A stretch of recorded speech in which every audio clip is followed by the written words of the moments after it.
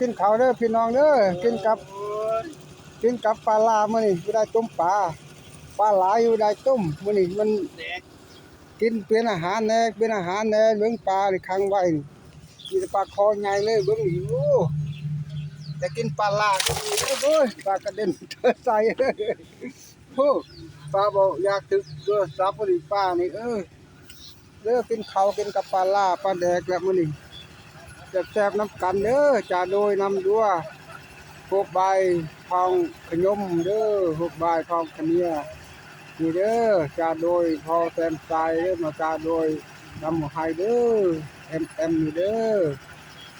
บึนอาการเหาะนี่จ่าอาการเหาะนี่แน่กินปลาแดกกินไปปลาฮอกปลาก็หลายอยู่กินเบื่อแล้วทุกมื้อนี่มึงกินปลาเป็นปลาแบบไงเลยกินปลากินปลาแดกมื้อนี่แซ่บปลาแดกเนาะ